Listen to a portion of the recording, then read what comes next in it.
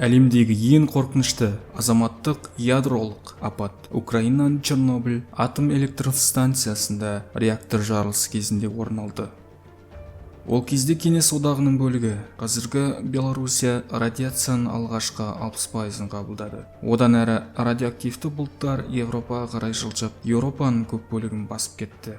Чернобыль атом электростанциясы Кеңес одағының ең озық қондырғыларының бірі болатын.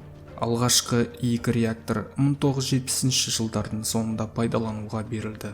Ал су жаңа 4-ші реактор 1983 жылы іске қосылды. 1986 жылы 26 сәуірде техниктер 4-ші реактордағы резервтік суыту жүйесін сынауға кірісті. Алайда әдеттегі қауіпсіздік сынағы қайғымен аяқталды. Ядролық реактор үлкен бу қозғалтқышқа ұқсайды. Уранның жанармай отындары үлкен мөлшерде жылу алу үшін әрекет етеді. Бұл процесс суды буға айналдырып, электр энергиясын өндіру үшін үлкен турбиналарда қозғалысқа келтіреді.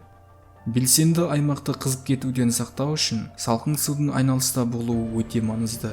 Бірақ сынақ басталғаннан кейін барлық дерлік басқару өзектері алынып тасталып, техниктер салқындатқыш ағынын басқара алмады. Содан температура түсіп, қарқынды ыстық салдарынан реактор өзегі ери бастады. Түнгі сағат 1:23 кеткенде 4-ші реактор жарылды.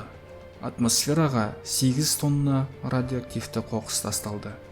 Жарылыс айналасындағы 30 шақырымдық жерге дейінгі 115 мың адам көшірілді. Өртті сөндіру 15 күнге созылды. Жарылыс және оның салдарын жою үшін 500 миллионнан астам әскери және азаматтық қызметкерлер жұмылдырылды.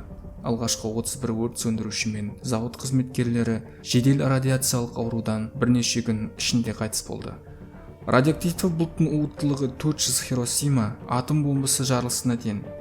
Радиацияның таралуын болдырмау үшін, толық реакторды қаптау үшін бетон саркофагты шұғыл түрде салды. Қазір оның ішінде 200 тонна радиоактивті отын бар. Қалған 3 реактор Украинадағы энергия тапшылығына байланысты жұмысын жалғастырды. Дегенмен 2000 жыл Чернобыль кешенінің жұмысы толығымен тоқтады. Бетон саркофагта жарықтар пайда болуына байланысты халықаралық қоғамдастық 4-ші реакторға арналған жаңа қаптау құрылымын салды. Биіктігі 110 метр, еркіндік мүсінінен де биік және кеңдігі соншалық Титаник кемесін сыйдыруға болады. Шамамен 3 миллиард тұратын бұл құрылыс 2017 жылы аяқталды. Чернобыльдің иконалық қызыл және ақ түтін мұржалары жойылып, массивті болат күмбезі 4-ші реактор үстіне орналастырылды. Қаптау құрылымы жоқ дегенде 100 жылға жетеді деп күтілуде. Назарларыңызға рахмет. Егер видео ұнаған болса, лайк басып, достарыңызбен бөлісуді және комментарий қалдыруларыңызды сұраймыз.